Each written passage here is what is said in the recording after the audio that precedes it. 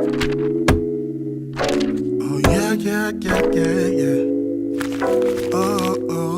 a few days ago, I was on my phone in bed scrolling through like I would do usually, when I'd noticed that in my suggested videos was a video from Jake Doolittle. Yes, that's right, Jake Doolittle had released his very highly anticipated apology video to Ethan Klein of the H3H3 podcast. So just to briefly bring you guys up to speed as to what took place between Jake Doolittle and Ethan Klein that made him have to make an apology video. Basically, Jake Doolittle made a video about Ethan Klein, alluding to the notion that Ethan Klein was using his lupus as content, and also profiting from it despite the fact that his lupus was actually undiagnosed. He was in fact pending any kind of formal diagnosis. However, Jake's theory of Ethan Klein using his undiagnosed lupus to garner sympathy and to collect money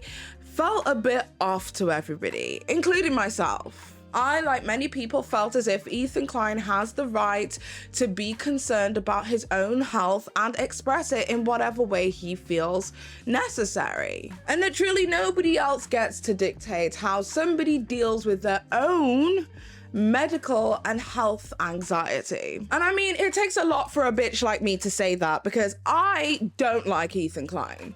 I am literally Ethan Klein's biggest hater. If there is nobody hating on Ethan Klein, assume that I have died. However, back to the TLDR, Jake Doolittle runs a non-profit organization called Never Stop, where he gives money as well as resources to the chronically ill individuals who apply through his platform. Because of this, it seems as if Jake Doolittle was possibly a little bit hypersensitive and overcritical that Ethan Klein had platformed what he believed at that point to be misinformation in some kind of chronic illness disability Olympics. After Jake Doolittle's video went out, he received quite a lot of criticism, not just those of the H3H3 community, but also from people within his own community and people like me, who literally have absolutely no love for Ethan, were looking at Jake and saying, "Jake, what are you doing, sweetie?" We were confused as somebody who pretty much does quite equal measured videos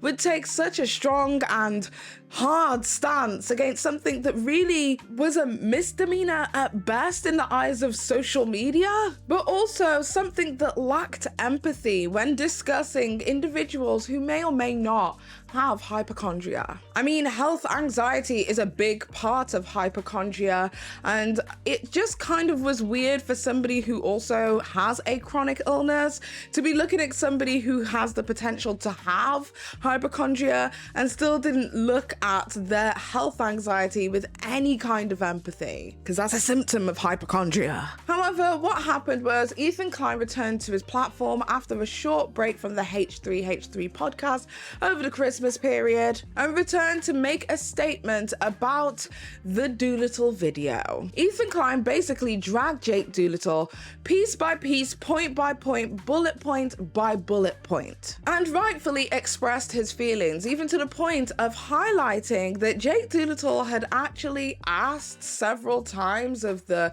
H3 podcast members if he could be a part of the team and to send his resume in some kind of application. Behavior. First time he ever called into the show, he called into the show, and I didn't know this. There was a scandal, some of you guys might remember. James, the Emilios apparently ripped off a photographer that did work for them. And I brought him on, and I said, "Hey, I'm going to pay you for the money they didn't give us, like $500. That was him? Yeah, that was him. Yeah. Whoa. So here, I'm going to play the clip. I don't know. But stay on the line. I'm going to send you $500 because the D'Amelio family didn't. That was a nice gesture, right? What a man. The family didn't pay you $500. I'm going to pay because they're cheap fucking freaks. It's like a Romeo and Juliet. Or their team is. Well, yeah. So you stay on the line, okay? Thank you very much. I'm going to make you whole. I have a question. Go ahead. I have a question. Go ahead. If you look over my resume, can you keep your $500? Stay on the line. Are you in LA? You hear me groan? We had a nice... I was groaning in my mind.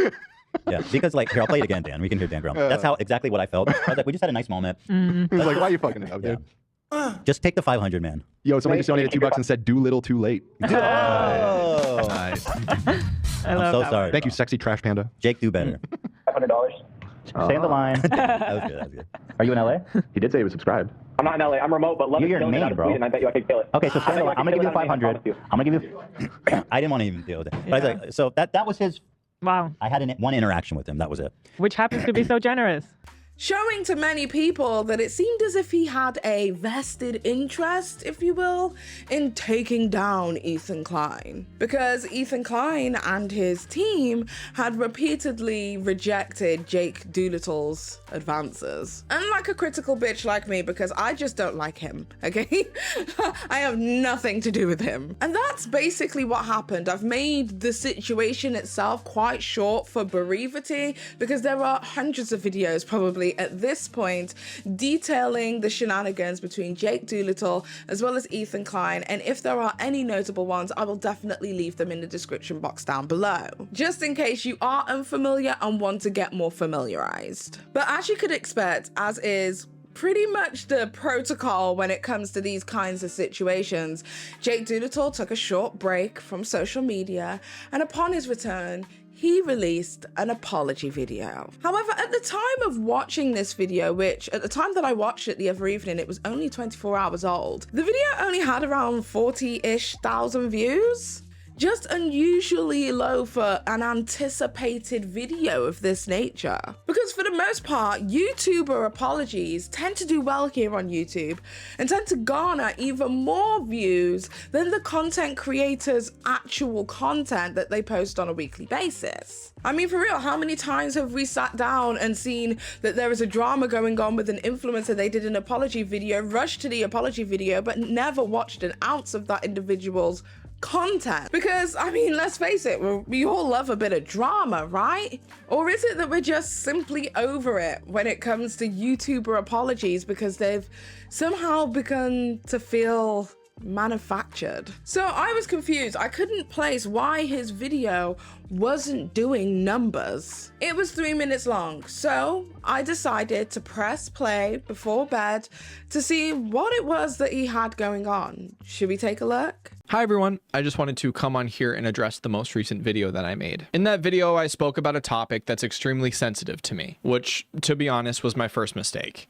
I let my emotions dictate my actions, and that led to a tone that was confrontational and aggressive. My intention was to stand up for a specific group of people, but instead I came across as an asshole. I didn't consider how my words would affect others, and for that I'm very sorry. I've also come to realize that no amount of explanation can undo the impact of that video, and so for the discomfort or hurt that it caused, I also apologize. I recognize that my reaction was partly fueled by my own experiences. With my nonprofit, I frequently read applications of people who are in the most terrible situations possible, and hearing someone talk about health in that way really bothered me. But that didn't mean that I needed to post a dedicated video that just turned out to be me ranting about my own frustrations. I also realized that I shouldn't have posted the video if I can't handle people looking into my health history and claiming that chronic Lyme doesn't exist. I also sincerely want to apologize to Ethan for not considering his health anxiety. I took it as a completely different thing, and that only fueled my anger in the process. I mean, damn, it has literally been 3 days and it's like increased by 10,000 views, which is wild. Is that not wild to anybody else? Why am I the only person who gives a crap about this? This is wild. I understand that looking at an irregular blood test is extremely concerning, and I shouldn't have commented on that. Having been born into health issues, I was numb to how startling it can be to be an adult and look at a blood test that doesn't seem right. Also, as a viewer, I can absolutely acknowledge that I reached out to them to try to work for them or ask for collaborations with crew members. But in no way did them not hiring me fuel this video. I've been trying to work for them through like a job or internship since I was 16 years old. I did not make a video 6 years later as a way to get back at them. My girlfriend and I are very, very grateful for the opportunity that I was given to be a full-time content creator. But for me, that was a pretty solid apology. He held himself accountable. He didn't make excuses. He took a little bit of time to reflect and kept it pushing with a promise to try better and to do better. To me, it was a great apology. But that's exactly it. It was only a great apology to me. And I even checked the YouTuber bad apology bingo card, and it only had 2 offenses. So my perception is that's pretty good in comparison to some of the other apologies we've seen. There were very few people who held my same sentiment that this was a great apology. And as a content creator who has issued her fair share of apologies, as well as scrutinized them in the past, I was mostly confused by his comment section. I don't know why you didn't apologize for being wrong and trying to diagnose him yourself and consulting doctors yourself. That is shitty AF. You didn't address the lie you told about him profiting off having an illness. Those are some serious accusations you threw there, my guy. He's apologizing for the tone, but not the content. He's not correcting the record or taking accountability for the fact that he was spreading misinformation about something very serious. You are smart enough to have known all of this before, and I don't trust you anymore. This feels like an apology so that you can come back to the internet, and not an apology because you actually feel bad. Honestly, your video was so incorrect that I don't even believe it was just an emotional response. There's no way you could be that wrong about Ethan's videos and clips without knowing what you're doing. It was a shameful video, and this apology didn't even address how manipulated Ethan's words were in your original video. The fact that you're apologizing for your tone and not your lies is blowing me and shows your true colors. This isn't an apology. Did the Kaleem Ballinger ukulele video of 2023 set the bar so low that I just simply cannot recognize what an apology is or how trash and garbage this one is? Just due to the fact that, I mean, let's face it, in terms of YouTuber apologies, there's been worse. I can prove to you guys that I'm not that girl. Or was it really just that bad? So I decided to go onto Twitter to post my thoughts about Jake Doolittle's apology to kind of gauge your response, or like communities outside of Jake Doolittle's and H3H3's. So I stated, this was an apology. What you guys want in the comment section is an explanation, and explanations aren't apologies. Him saying, I'm sorry for what I've done, who I've hurt, and how I've handled it, paraphrasing for brevity, that's the apology. Listing out instances, reasonings, and motives is futile. In reality, you just don't care. You just wanted something to pick apart, and he really didn't give you that. He's not a criminal. He's a dude who's oversensitive, hypercritical, and got in his feelings in video form. It hurt people's feelings, including Ethan Klein's, but that's about it. I don't trust you. For what? Getting emotional and being a bit of a dick? Calm down. Ethan obliterated him. He had his feet held to the fire. Move on. And many people, even people within my own community, felt as if Jake Doolittle in this apology video was, checks notes, calculated and sinister. And that led me to think, the art of the apology has become such a mainstay feature within the online realm. But are these apologies genuine efforts at redemption? Or merely just a performative act of salvaging one's reputation? And in the influencer apology economy, is there really any point in giving an apology? As these apologies literally have the power to destroy careers as well as dismantle parasocial bonds between the creator and their audience. Is there any point when these apologies are always scrutinized as insincere, no matter how hard the creator tries? And do we even care about sincerity when attempts at sincerity is literally seen as manipulation? Like, what is the point of these apologies if nobody is going to give these influencers the chance at attempted growth? This video is less about the back and forth between Ethan Klein and Jake Doolittle. I quite frankly do not care about either of these individuals. But I do care about how we have made such a structure, and I mean as a community, as viewers, as watchers, as subscribers, we have made such rigid parameters for apologies that it almost feels like If you're checking a box, it feels like you're checking a box. And if you don't check the box, you're scrutinized for not checking the box. And I have so many questions. So join me as we attempt to answer them all. In today's video, Jake Doolittle, the influencer apology economy, or something along those lines, girl. I don't know what I'm gonna name this. But first, a word from today's sponsor.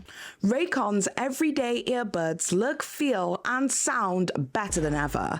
With optimized gel tips for the perfect in-ear fit, these earbuds are so comfortable and they will not budge. Trust me, girl. They offer 8 hours of playtime and 32 hours of battery life. It's no wonder that Raycon's everyday earbuds have tens of thousands of 5-star reviews. The features that I mostly enjoy with my Raycon everyday earbuds is the 3 customizable sound profiles. You can tap your earbud in order to move between the functions. The noise isolation feature is also really good for those moments when I want to sit down, kick back, and meditate. So when you really need to focus on your breathing and block out all of the outside noise, Raycon are definitely the everyday earbuds that you need. The sound quality is out of this world and the earbuds are extremely durable because they're water resistant. They're meant to withstand sweat. So if you like to work out, you can rest assured that your Raycon everyday earbuds are going to work just as perfectly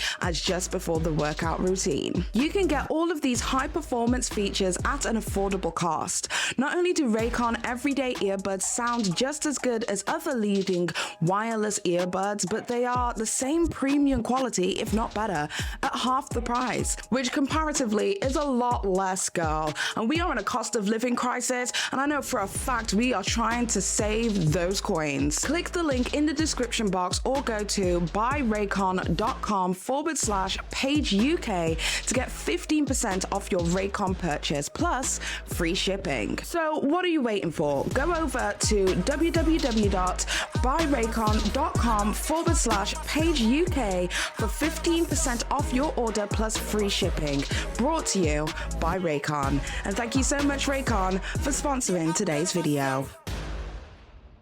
Hi guys, what is up? What is good? What is Gucci? It is your girl Paige Christie here, bringing you yet another video. I just wanted to jump in and let you guys know that I am streaming once again regularly on my Twitch channel. You can find it on www.twitch.tv/PaigeChristieUK. Also, I have another channel which is a streaming channel called Paige Christie Live. You can definitely go and check that out. I will leave that in the description box down below. We will be connecting the two. So my regular streams from Twitch will also be streaming on YouTube very soon once I figure it the F out. Besides that, I really don't have anything to report, so I don't want to take too much of your time, but I do want to tell you that my brother, he is doing extremely well. He is recovering very nicely, healing very well. He did suffer a stroke, so he's lost mobility in one of his hands, but besides that, he is doing very well, and thank you for all of your well wishes and your concerns and your prayers and your love. We truly do appreciate it. All of my social medias will be linked in the description box down below. Don't forget to like and subscribe. And without further ado, let's get into the video.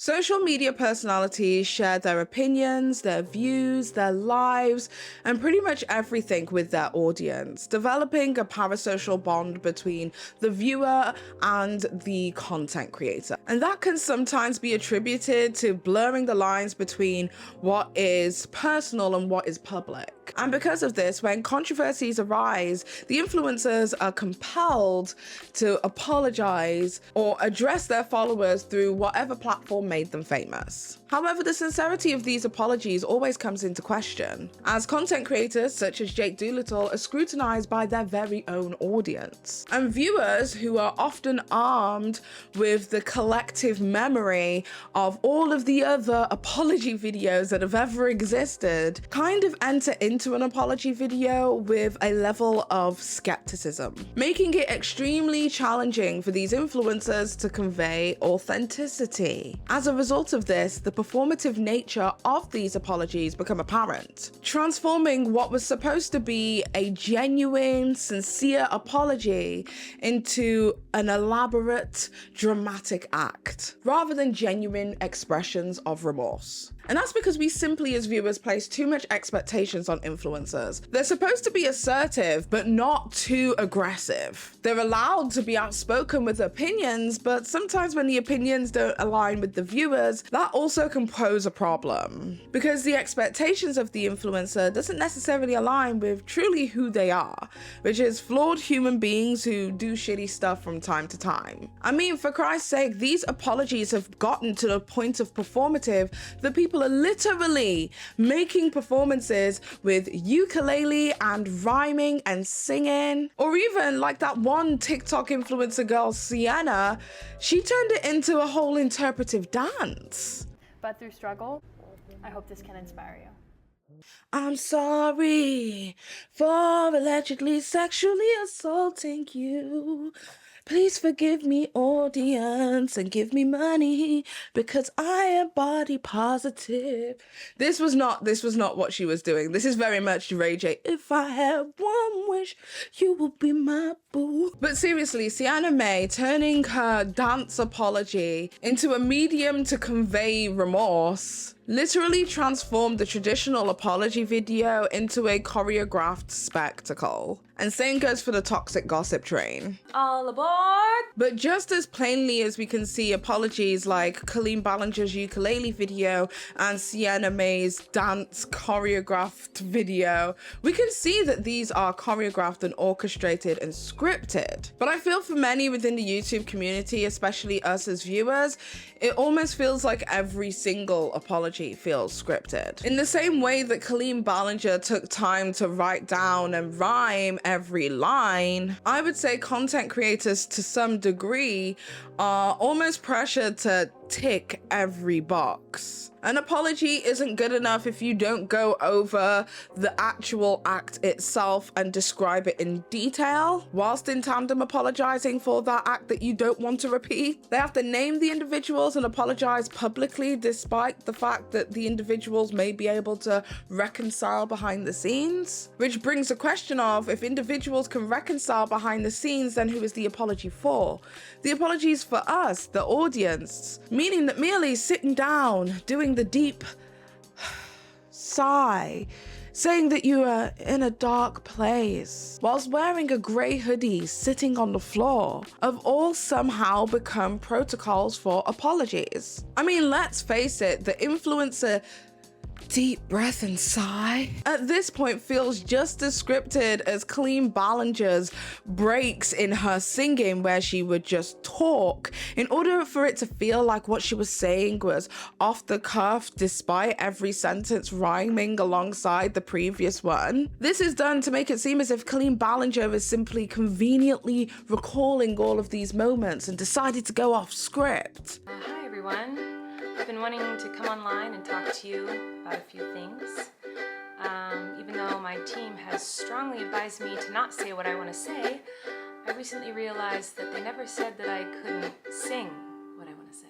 But the reality is that those quote-unquote breaks are just as scripted as the song itself. And I mean, let's face it, even if an influencer didn't script their apology, who's to say how many times they didn't sit down and press record and refilm just to get those emotions just right? I mean, for Christ's sakes, this replaying of how it is that we construct a YouTuber or influencer apology has happened so many times that even James Charles's I'm Desperate video, where he sits down and speaks extremely quietly, which I personally felt was done with the intent that we would have to turn up the volume and listen more intently, like a psychological thing he was trying to do. He has never ever in the history of ever had the volume of his video be so low. I feel like there was something intentional about that, but that's just me. Look, even me right now criticizing an apology. But even that apology where he sits down and says,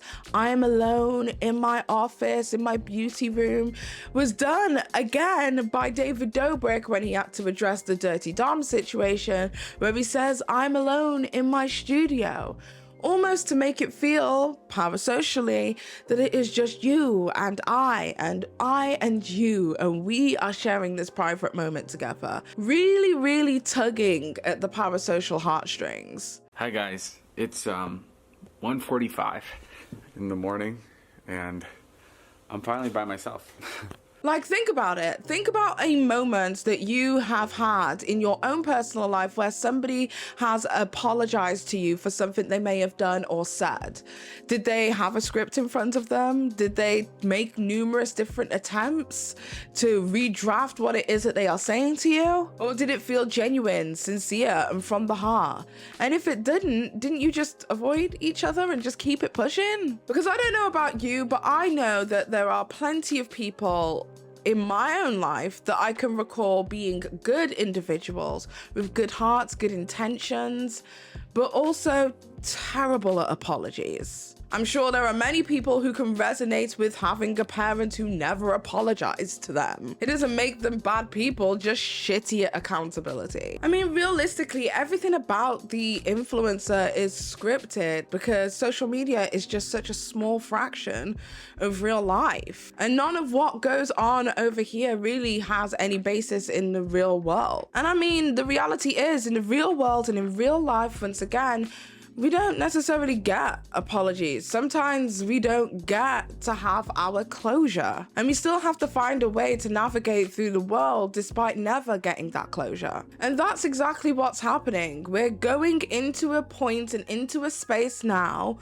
where influencers are simply flat out refusing to apologize. Because realistically, they're damned if they do, and they're damned if they don't. Okay, so we all remember the Lashgate of 2023. Michaela Nogueira wears eyelashes whilst reviewing a mascara, saying, "Oh my god, these magical lashes just grew on my face." Everyone said, "Hey, can you not like lie when you're trying to sell us a product?" And she said, "I'm not lying." And then it was just that. Everybody on social media waited for their closure, for their apology, for the moment where she sits down, she takes that deep sigh, and she apologizes to hurting her fans and ruining their expectations of her, and that she will do better, try harder, and to L'Oreal, apologizing directly to them for truly not doing what they had told her to do. I mean, we were all expecting it. Goodness gracious, all of the drama channels were waiting with bated breath, anticipating the Michaela Nogueira apology. She even left social media. That is influencer apology 101. You're supposed to leave social media for a while. Be a bit elusive. Let us not know what your next move's gonna be, but we know what the move's gonna be. You're gonna make an apology video. And she returned back and never said a word, leaving everybody not to get their closure, and kept it pushing. Now, because of this, there are many people who were left extremely disappointed in Michaela Nogueira and will shout it from the rooftops anytime that girl does anything wrong. Ask Dustin and Nick, my two good Judies. They've made more than enough Michaela Nogueira videos to tell you that if she breathes, they're documenting it. But the point is that Michaela Nogueira never apologized. You're not gonna get it. I'm not gonna get it. Nobody's gonna get it. And do you think her career has been negatively impacted because of that? Do you think brands have stopped working with her and endorsing her like we have seen from the repercussions of other apologies? No. The train kept rolling, the money gravy train kept coming in. She released a brand new collaboration with P. Louise, some makeup palettes that are doing really well. She has her glam light collaborations. No brands have distanced themselves from her. Despite her not following FTC guidelines and lying to her entire audience, she still has an audience.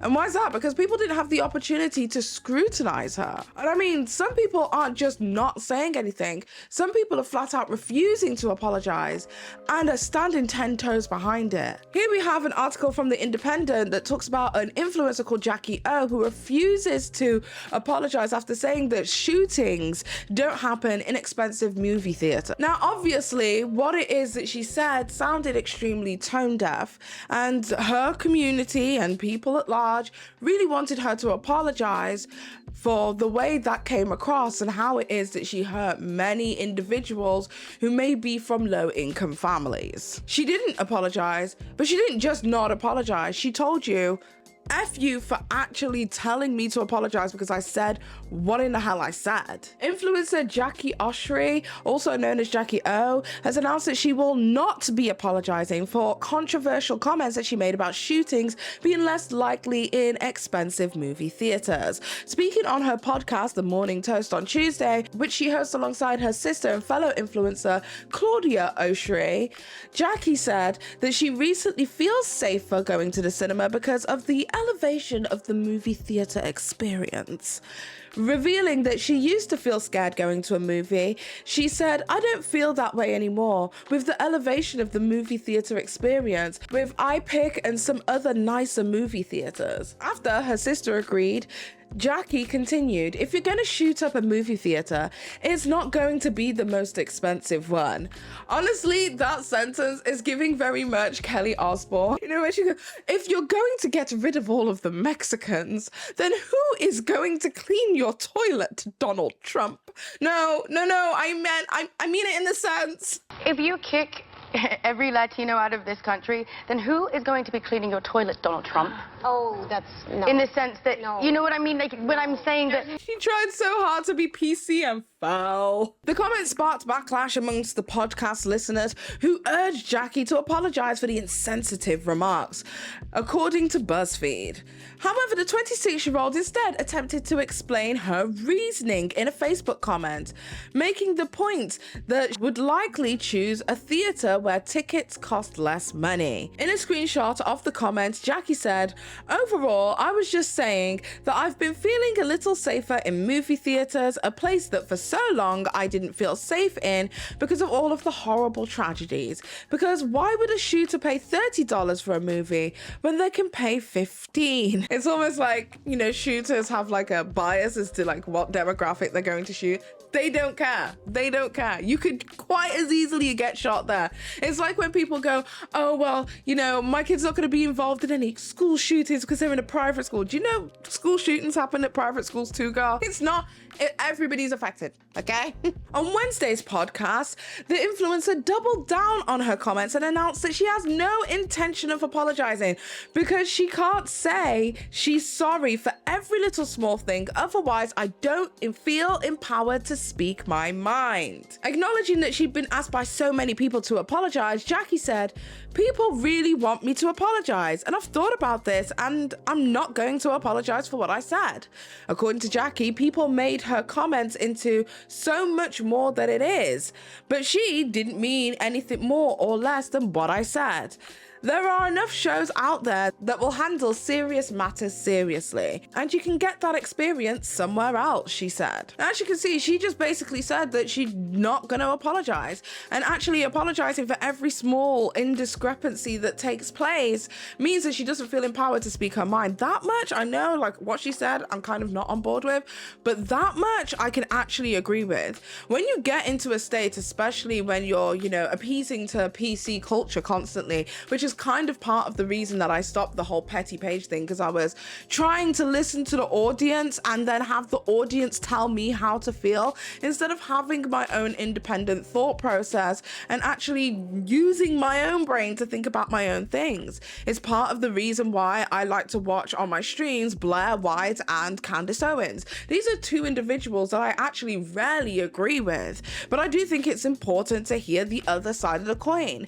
And I love that I have developed a space now where I can literally have these conversations with my audience about individuals that I may not necessarily agree with, but also for us to have a constructive argument and hear the opposing side in a safe space. But I do believe that that also is the same in the case of Jake Doolittle. As we read out a little bit earlier, there were so many people in the comment section who were like, and he didn't apologize for what he said, the lies, he simply apologized for his tone.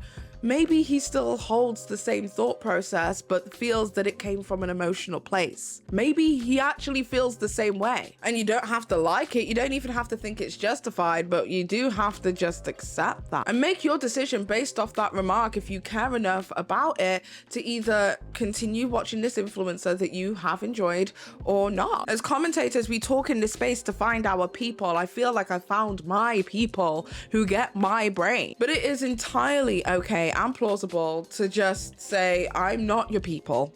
Jake Doolittle, I'm not. I mean, even one of the guys who runs the Dear Media podcast stated that they were tired of having to constantly pander to their audience. In a video rant it is he made about Selena Gomez, take a look. I want to be opinionated again. I feel like I doled myself down because I wanted everyone to like me. This is the year I become an absolute menace to society. As long as you're not being problematic, people are allowed to have different opinions than you. There is something that many people like and you don't, you're like canceled for it. In a video, I said that Selena Gomez's singing career, like I wish this would go away or something like that. And everybody's like, that was so mean. Maybe it was fucking mean, but it's how I feel. Homegirl can't sing.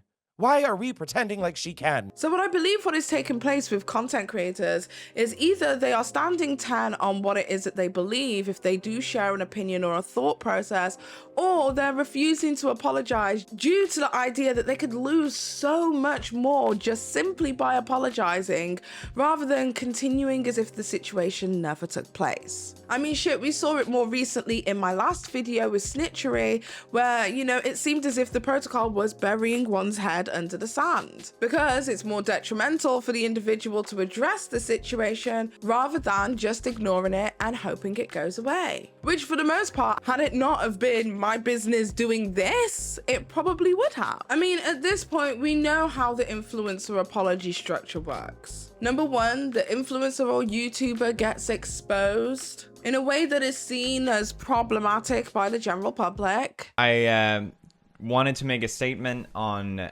what I said in my previous live stream. The exposure becomes viral that leads the influencer to make an off-the-cuff apology or response or remark in some way, which 9 times out of 10 makes the situation even worse. I'm losing my mind. I'm losing my mind. This is so fucked! This is... Oh my God. They will disappear for a while, and then when they return, they will do a more formal apology video. A couple of days ago, I uploaded a video called Living on £1 for 24 hours. They usually announce that they will be taking a much longer break from social media to learn and reflect. I've made a severe and continuous lapse in my judgment, and I don't expect to be forgiven. I'm simply here to apologize. And then they just show up one day and continue creating content as if nothing ever happened.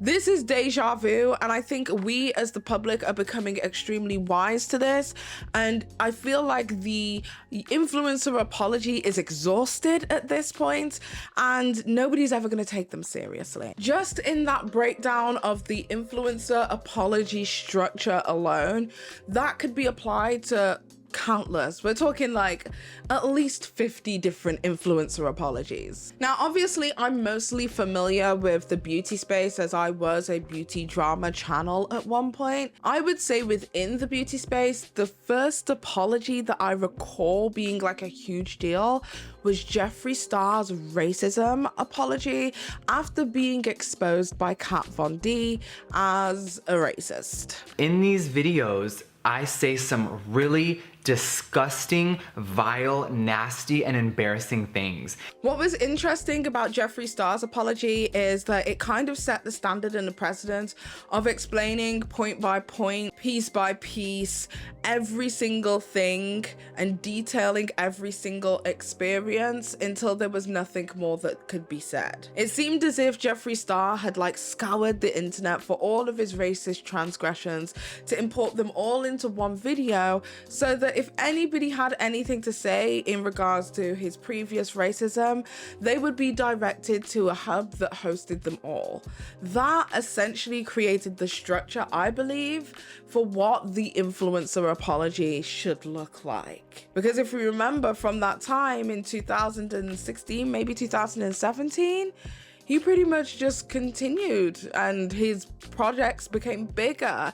He became more widely accepted by the community. I mean, he even developed himself a Black and POC demographic of individuals who supported him and openly used his makeup. With the success of Jeffree Star's apology, I think that honestly set the stage for what an apology should look like. Also, these videos became entertainment. Drama channels such as myself, such as many others, Peter Mon, etc., we all created content, you know, scrutinizing these apologies, putting a magnifying glass against these apologies to see if they were true and genuine.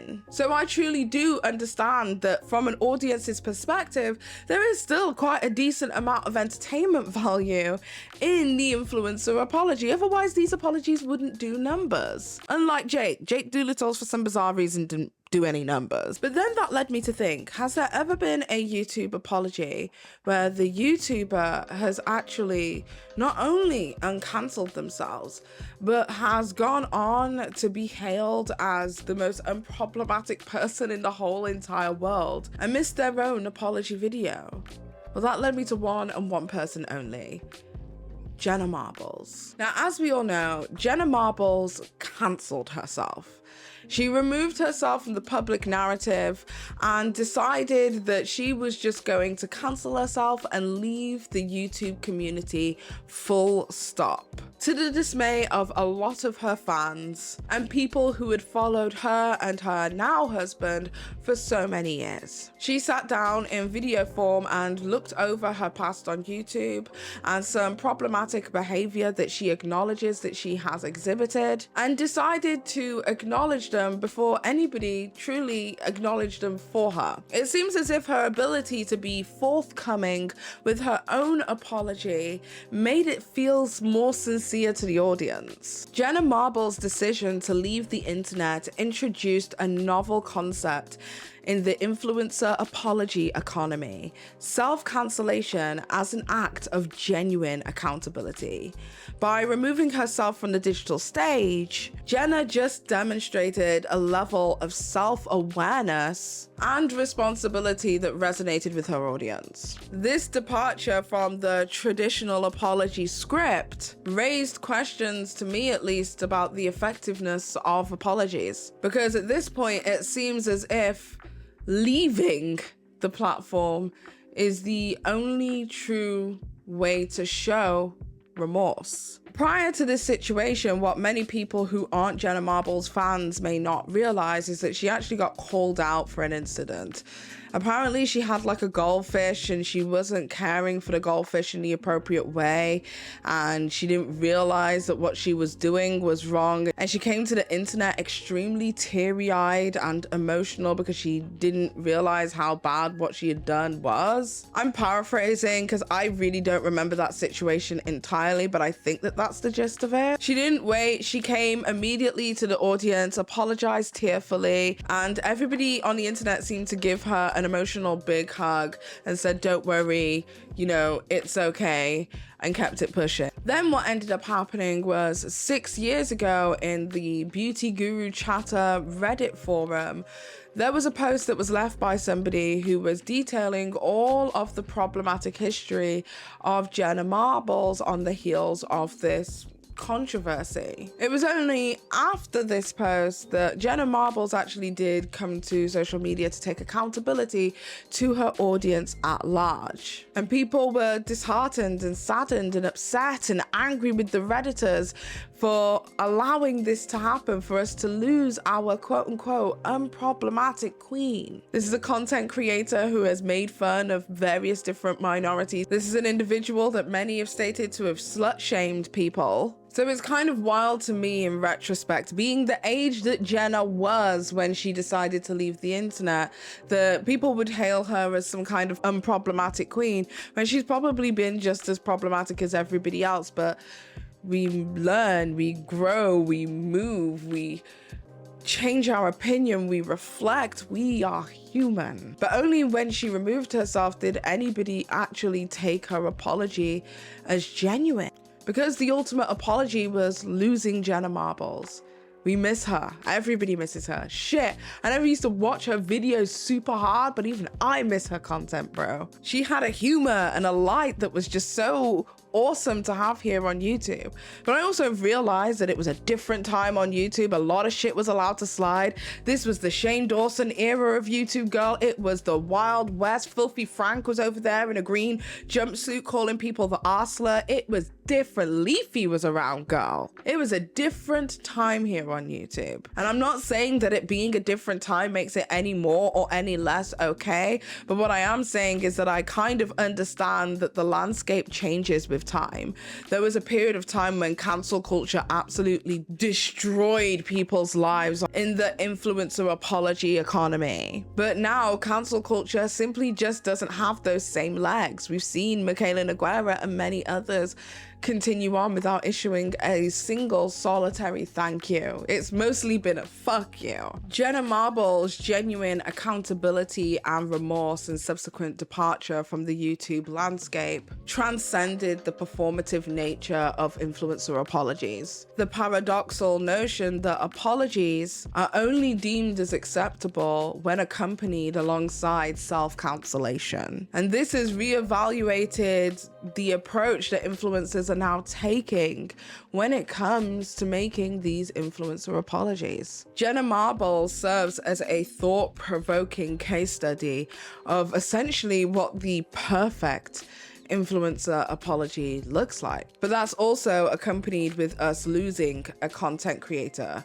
who actually had so much to give to the community. And that leaves me with the question of, is that what we really want? In the realm of influencer culture, apologies have transcended into performances, subject to intense scrutiny and skepticism from an increasingly discerning audience. Theatrical expressions of remorse, like the ukulele and dance apologies, have unfortunately become commonplace. And that for me is blurring the lines between authenticity and entertainment. But I would also argue that apologies in of themselves are entertainment. But as we remember, when Jake Doolittle's video came out of him apologizing and taking what I would say is probably more accountability than I've seen from a lot of other influencers, it didn't have no fanfare or even a kudos, good for you, bro.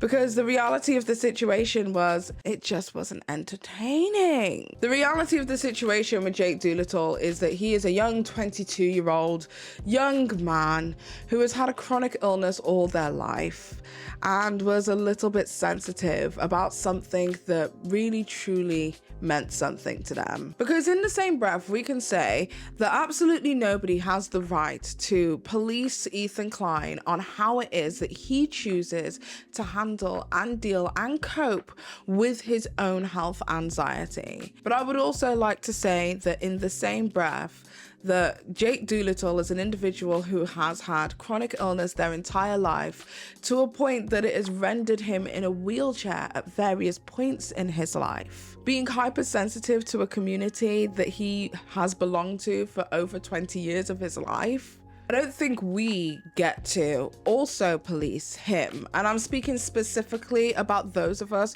who don't suffer with the chronic illness. We don't get to police how he should feel about chronic illness as an individual who is chronically ill. Did he miss the mark, get over emotional and hyper scrutinize something, going into the depths of hell to find and figure out information that really was none of his business? Yes.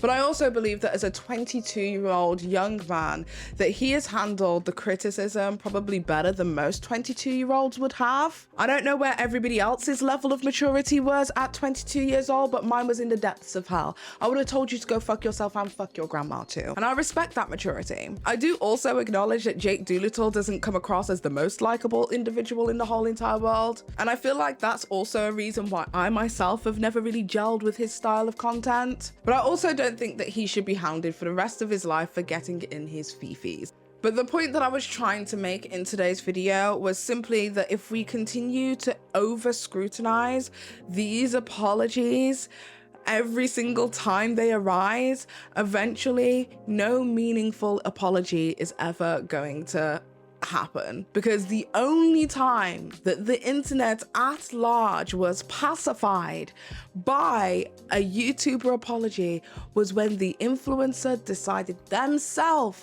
to leave the platform and to never return. Apologies are more trouble than they are worth. And in a world where us, the viewers, we all have collective memory of every incident that has ever happened, I feel like we also have gotten to the point where we're kind of over them. So the next time that we have an influencer who has a horrendously terrible indiscretion that they need to apologize for, I want you to remember this video when they don't.